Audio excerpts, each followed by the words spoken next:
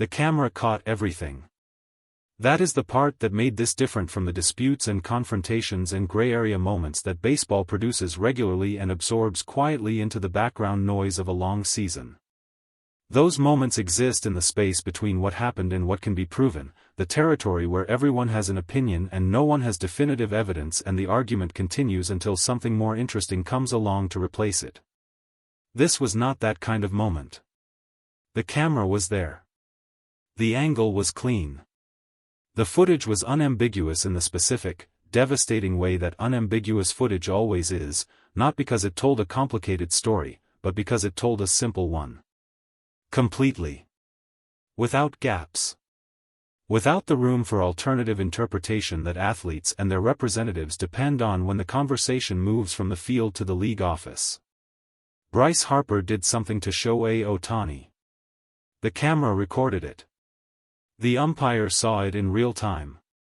And before the stadium had fully processed what it was watching, the thumb was out and Harper was gone. Ejected. Immediately. Without the discussion, without the lengthy argument, without the back and forth that typically precedes a decision of that magnitude in a game of that importance. The umpire didn't need a conversation. The footage didn't need an explanation. And the baseball world, watching it unfold in real time and then again and again on replay, didn't need anyone to tell them what they had just seen.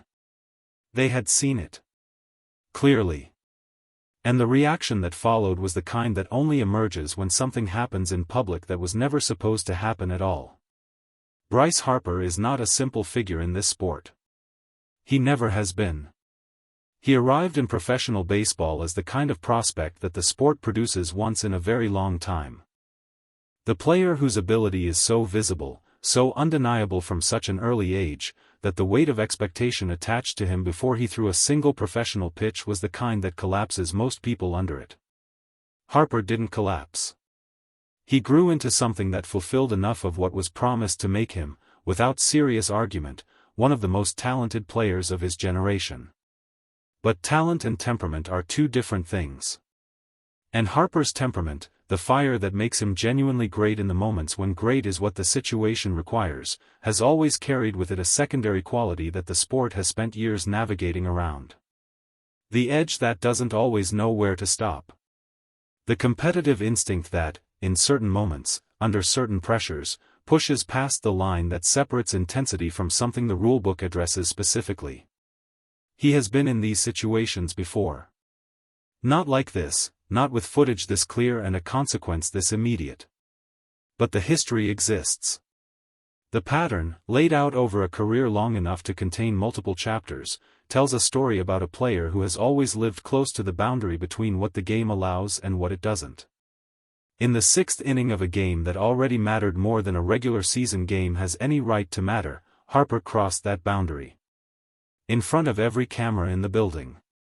In front of an umpire who had a direct line of sight. In front of Shohei Ohtani, who processed what was happening with the specific, composed stillness that has become one of the most recognizable things about him. The umpire's arm went up before the noise in the stadium had finished forming. The sequence that led to that moment had been building across innings in the way that genuine conflicts between real competitors always build, not through dramatic confrontation but through the quiet, cumulative pressure of two elite players sharing a field in a game where every at-bat carries consequences. Ohtani had been Ohtani. That is sometimes the simplest and most complete way to describe what he does in games like this. He is himself, fully, without adjustment or concession to the difficulty of the situation, and that consistency is precisely what makes him so difficult to face and so impossible to rattle. He had been productive at the plate.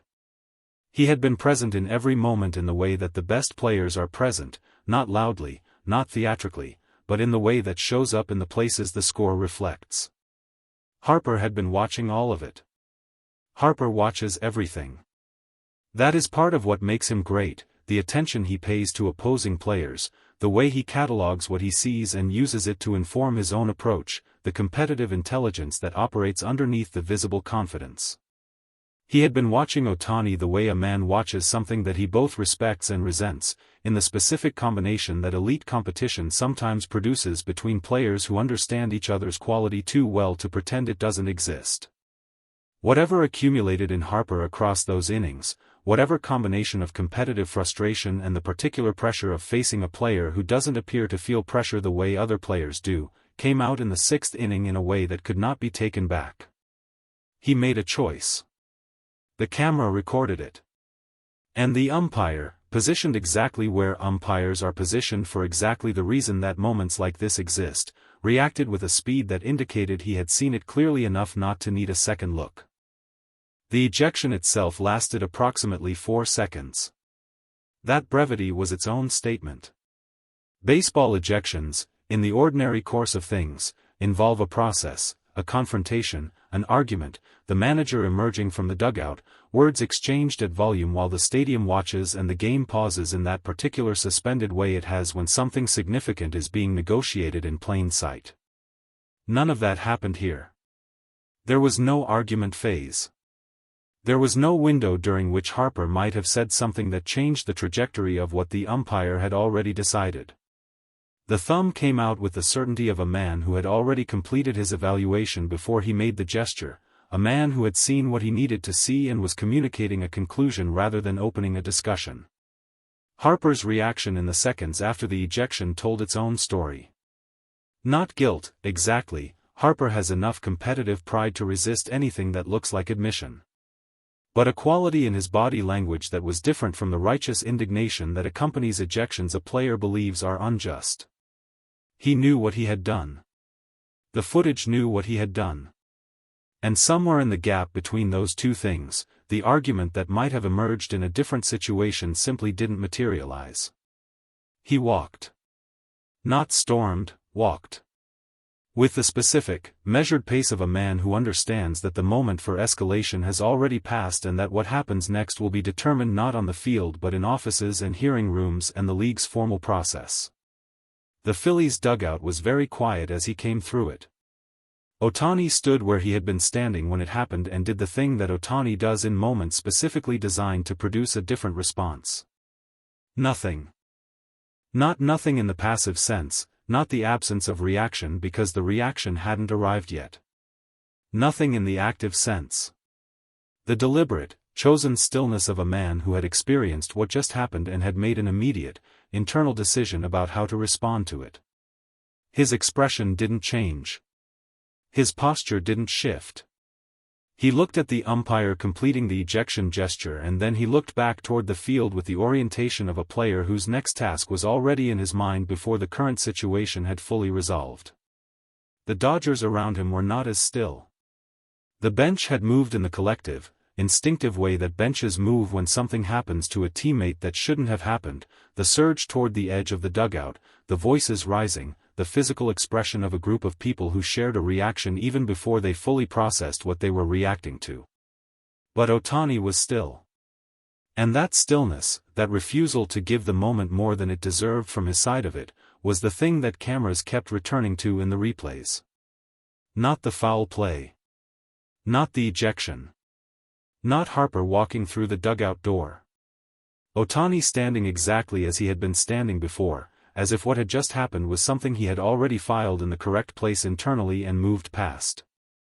Dave Roberts came to the microphone after the game with the expression of a man who had spent several hours deciding exactly how much of what he actually thought should be said out loud in a room full of recorders. He had watched the footage. Multiple times. From multiple angles. With the specific, thorough attention of someone who understood that what he said about it would be quoted, replayed, and used as a data point in whatever formal process followed. He said the footage spoke for itself. That phrase, in post-game press conference language, carries a precise meaning. It is the way a manager says that what happened was clearly wrong without using words that create complications in league proceedings. The footage speaks for itself. Which means, I have seen it, you have seen it, everyone has seen it, and I am choosing to let that shared visual reality do the work that my words would otherwise need to do. He said the league would respond. He said it with confidence rather than hope, the confidence of a man who had seen the footage and understood that the footage made the response essentially automatic. And then a reporter asked him about Ohtani. About how Ohtani had reacted. About what it said about him that in the immediate aftermath of something directed at him deliberately, he had stood there exactly as he had been standing before. Roberts paused. Not the short pause of a man buying time, but the longer pause of a man who has something genuine to say and is deciding how to say it correctly. He said that it didn't surprise him. That the people who have been around Ohtani long enough have stopped being surprised by that quality, the composure in moments designed to break composure. He said that it was one of the things that made Ohtani who Ohtani was. Not just the bat speed or the pitch movement or the ERA or the statistics that required new categories to contain them properly. The stillness. Under pressure. When the situation was specifically constructed to produce its opposite.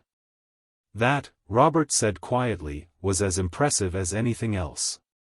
The league opened its investigation before midnight. The footage had been reviewed. The umpire's report had been filed. The formal machinery of consequence, slower than the ejection, more deliberate than the immediate reaction of a stadium full of people watching something happen in real time, had begun its process with the specific, unhurried certainty of an institution that already knew where it was going. Harper would face a suspension. The length was to be determined, calibrated against the footage, against the history, against the precedents that the league had established in previous situations and needed to remain consistent with now that this one had joined the record. The Phillies would navigate it.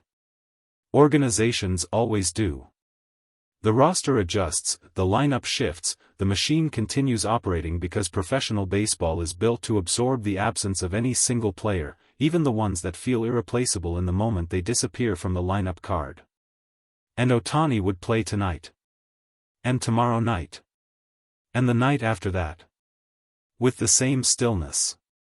The same refusal to carry what happened in the 6th inning into the 7th, or the 8th, or the next series, or the one after that. The camera had caught everything that Bryce Harper did. It had also caught everything that Ohtani didn't do.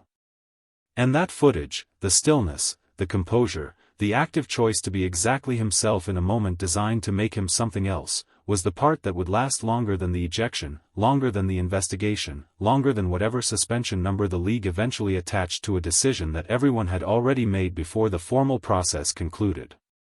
The camera caught everything. Including that.